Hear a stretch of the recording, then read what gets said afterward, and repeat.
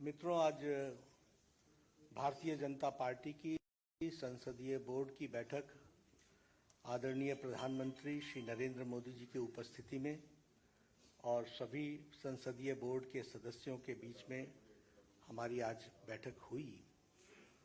और हम सब लोग जानते हैं कि 15 जून को राष्ट्रपति के चुनाव की अधिसूचना जारी हुई थी और उसी समय ये अधिकृत किया गया था पार्टी की ओर से कि हमारे वरिष्ठ नेता भारत के रक्षा मंत्री श्री राजनाथ सिंह जी और मैं पार्टी के अध्यक्ष के रूप में विभिन्न घटक दलों से और हमारे जो यूपीए के पार्टियां हैं उनके नेता उनके साथ हम बातचीत करें और बातचीत करके राष्ट्रपति के चुनाव के लिए सर्वसम्मति बनाते हुए हम आगे बढ़ें।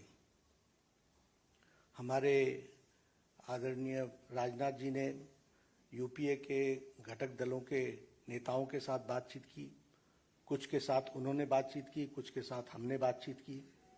बातचीत का दौर चलता रहा, लेकिन कोई सर्वसम्मति पर आने की बात हो नहीं पाई और नामों की चर्चा के बारे में भी कोई सर्वसम्मति नहीं हो पाई।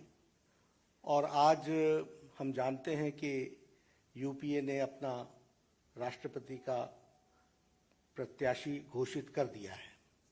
इसलिए आज की बैठक में हम सब लोग जो संसदीय बोर्ड के सदस्य थे, सब इस मत के आए कि भारतीय जनता पार्टी एनडीए अपने सभी घटक दलों के साथ बातचीत करते हुए हम राष्ट्रपति चुनाव में अपना प्रत्याशी घोषित करें, क्योंकि यूपीए ने घोषित कर दिया। हम चाहते थे कि सर्वसम्मति से कैंडिडेट आए, क्योंकि राष्ट्रपति का चुनाव सर्वसम्मति से होता है तो अच्छा रहता है।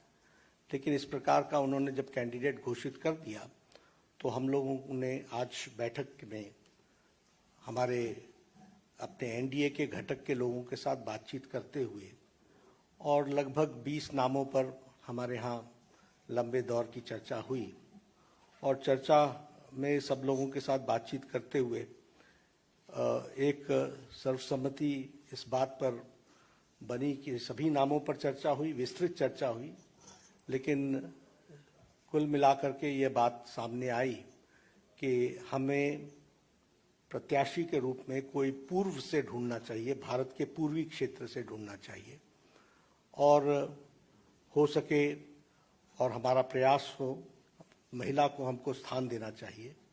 और आज तक कोई आदिवासी ट्राइबल प्रत्याशी राष्ट्रपति के रूप में नहीं आया है, इसलिए हमें ट्राइबल पर और पहली बार कोई ट्राइबल को भारतीय एनडीए की तरफ से हम कैंडिडेट बना सकेंगे, ऐसा संसदीय बोर्ड पार्लियामेंट्री बोर्ड का मत था।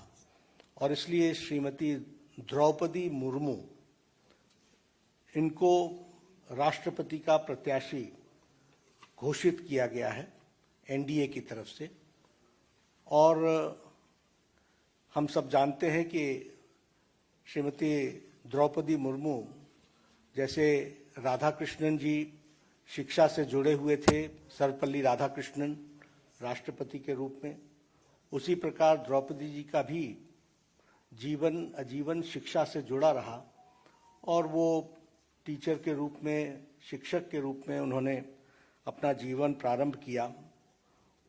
बाद में वो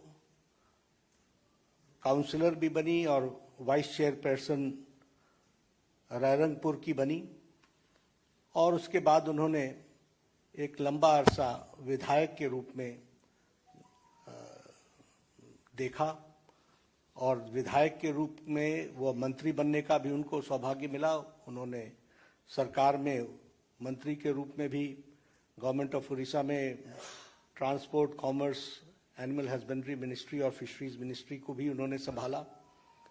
और सबसे अच्छी बात यह भी रही कि उन्होंने Neelkanth award for best MLA 2007 का वह भी उन्होंने अर्जित किया, उनको मिला।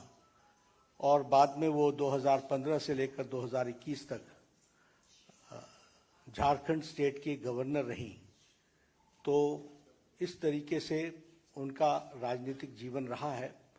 एक बहुत ही संवेदनशील महिला नेत्री, जिन्होंने शिक्षा से अपने आप को जोड़ करके जीवन में आगे बढ़े और जो जो जिम्मेवारियां उनको दी गई उन्होंने बहुत उत्तम तरीके से उसको निभाया है। इसलिए एनडीए ने और एनडीए के सभी घटक दलों के साथ बातचीत होते हुए आज संसदीय बोर्ड ने श्रीमती द्रौपदी मुर्मू को अपना राष्ट्रपति के कैंडिडेट के रूप में घोषित किया है। बाकी जानकारियां और डिटेल हम देंगे, उनका बायोडाटा आपको अटैच कर दिया जाएगा। यही घोषणा मुझे करनी थी। तो ये भी सब डिटेल्स वर्कआउट होगा, हम लोग उसके दृष्टि से चर्चा करेंगे, लेकिन घोषणा हुई है। यह मैं बहुत बहुत धन्यवाद।